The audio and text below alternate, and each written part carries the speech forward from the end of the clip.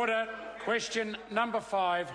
Right Honourable Winston Peters. Mr Speaker, this question is to the Prime Minister and asks, is the government...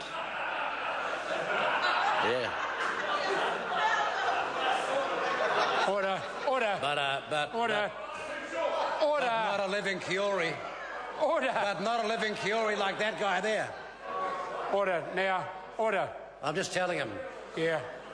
Not like a living Kiori over there. Order. Order. I'm going to invite... Order. I'm going to invite the member to start his question again. I hope there won't be the level interjection from my right-hand corner. Mr Speaker, I don't really mind it.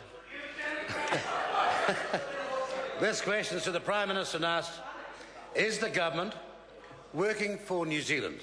If so, does that apply to all New Zealanders? Right Honourable Prime Minister. Mr Speaker, yes and yes, and that's why the government was smart enough to support a situation where we would allow coasters to be working, where we would ensure that wind-blown timber was actually harvested, and we're amazed that some political parties oppose that. Well, that's totally irrelevant.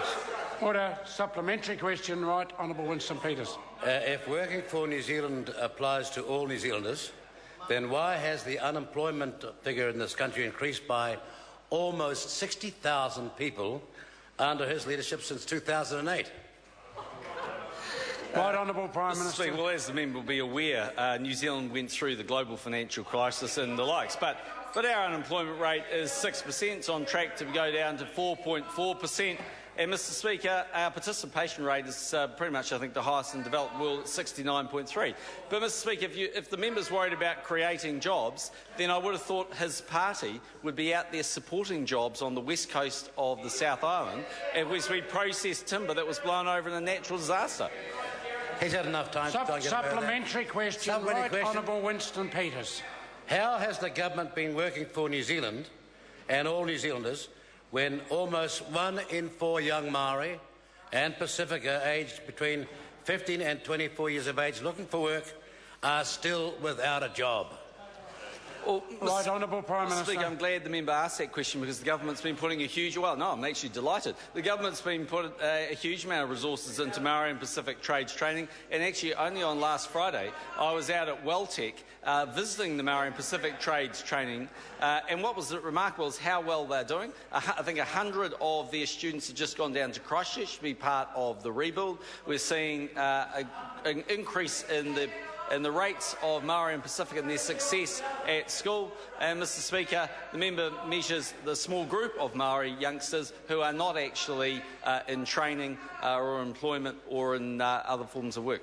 Supplementary question. Supplementary question. Right Honourable Winston Peters. If the government is working for New Zealand, and if that was a fact, why is the government expanding student work visa rights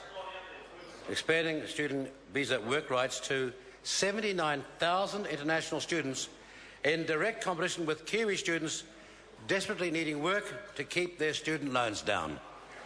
Right Honourable Prime Minister. Mr Speaker, well, we know the member doesn't like foreigners, but I hate to point out to him it's an industry that's worth about $2.6 billion a year to New Zealanders. We get 28,000 people employed as a result of that, and if the member doesn't like foreigners, he should just get up and continue to talk about it and hark back.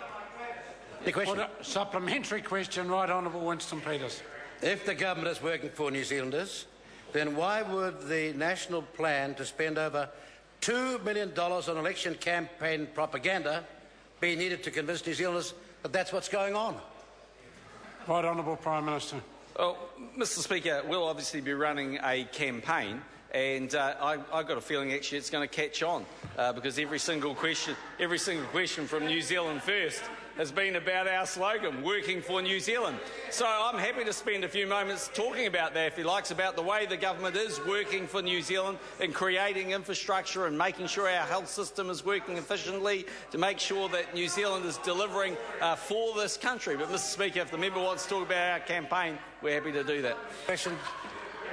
Order. Supplementary question. Right Honourable Winston Peters. If the government is, as it claims, working for New Zealand and New Zealanders, then how can he explain how export education works when 79,000 international students get to pay for New Zealand education from income from the New Zealand economy? How does that work? Right Honourable Prime Minister. Well, Mr. Speaker, before I start off, when people come to New Zealand as part of export education, they actually pay to be here, and that's why it's worth about $2.6 billion.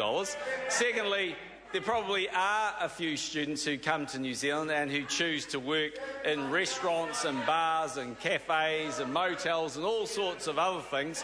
And, Mr. Speaker, that just shows how industrious they are.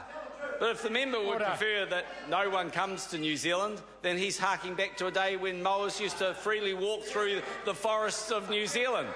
And I know that's an era he looks back to with great affection. Order.